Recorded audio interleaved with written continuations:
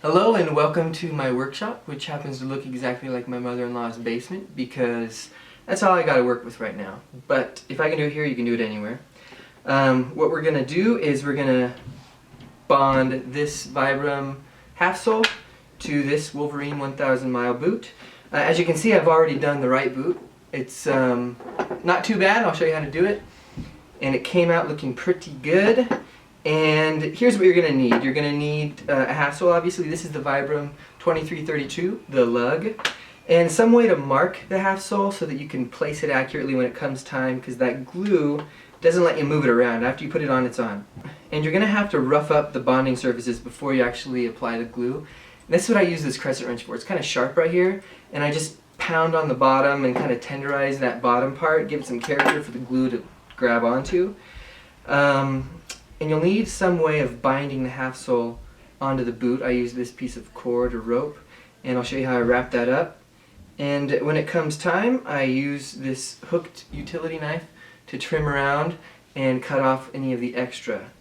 And you'll probably also want an extra clean rag just to keep things dust free and clean as you go. The first thing we're going to do is we're going to place, first make sure you got the right one. They are left and right oriented, so make sure you got the left one for the left boot. This is a medium-sized half sole, and I have a size 9 boot. If you can see that there's not a lot extra to go around, if you have much bigger than a 9 size boot, I would recommend probably going with the large. So what I do is, again, make sure that I have it about placed centered, so that the extra on all sides is about the same. And then I hold it down and give it a good nice line across the bottom of the sole. And then I also do a straight little tick mark, just like so that that tick mark goes on the leather sole and also on the rubber half sole, so that I line those two tick marks up when I'm placing the sole back on. Okay, now it comes time to rough up this leather sole. Again, I'm using a crescent wrench. It just has like a sharp edge right there. And I just hammer along. While you do this, you want to make sure that you get the edge and down along here along the bottom line. A little bit further past the line to give the glue something to hold on to all the way up to the edges. Okay, so after you've got that all pounded out, roughened up somehow, then you're ready to go. The other part that needs to be roughened is this smooth part on the half sole. Up here, on these Vibram half soles, it's nice and rough, takes the glue nicely. Down here, it's smooth and it needs to be roughened. So after you've got those roughened up, which I did already, I just took it outside and scraped it on the sidewalk and stuff. Give it a nice wipe and make sure there's no dust. Once it's dust free, you are ready to apply the glue. You should normally do this in a well-ventilated area. I'm going to open the door here because this is a solvent and it stinks.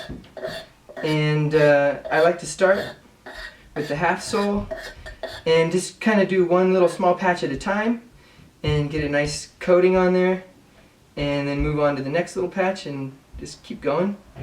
Make sure the whole thing is nicely covered all the way to the edges. Cover the whole thing, getting it nice and smooth and even, and you'll notice it's starting to get a little bit tacky. Brush it all the way to the edges. Okay, there's the half sole, and then we are ready for the sole. So again, just starting in a small area at a time, get a nice coating and move on.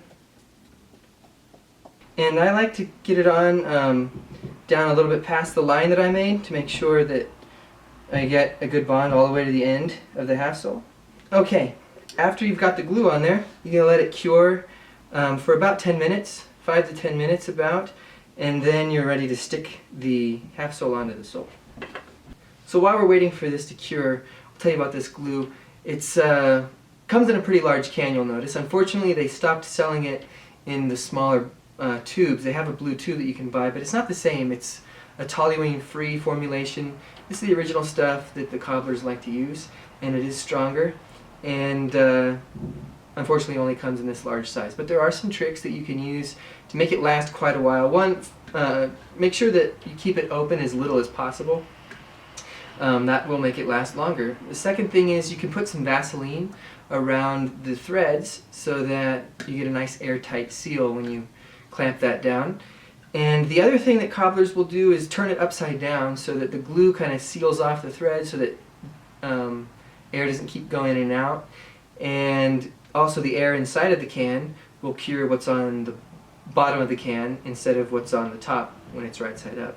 So those are some tricks that you can use to make your rubber cement last longer. Another little tidbit that you might find interesting is that this is pretty forgiving. This is my second attempt actually with this boot. I applied this half sole and I peeled it off and scraped off the glue and tried it again. And that was because I ran into a problem with not having the leather sole rough enough. The glue wasn't taking to it very well. I just used a sandpaper and that didn't seem to get the job done, which is why I used the crescent wrench to kind of beat that pattern into it for the glue to take to that this time. So the first time I did it, I was painting on the rubber cement, and I noticed that it was kind of getting tacky and pulling off on some places, but I still just painted over it again and let it cure for 10 minutes and then applied the half sole. And I noticed that here on this end it was kind of curling up and unbinding from the leather sole, and I could see that the glue actually was lifting up off of the leather sole. So that wasn't good. I needed to get it nice and rough. Okay, so these are about ready. It's dry and tacky to the touch. It's been about 20 minutes. The can says anywhere between 5 minutes and 4 hours, so it's pretty flexible on the time. Just want to make sure that it gets a nice bond to that surface and then it's not going to be too wet and pull off when you try to adhere the two pieces together. Okay, so here we go. I'm going to use my little lines that I made as a guide, the straight line and also the tick mark to get it centered. And I'm going to start with this first edge, like this, and get it down, and then roll it back as I go, and really squeeze it on. The other thing I like to do is to stuff a towel in there. It kind of helps the boot keep its shape as I'm pushing on it and stuff, and I forgot to do that this time, so I'll stuff it in there now. So really go around the outside and everywhere, the center, and just push that on as well as you can.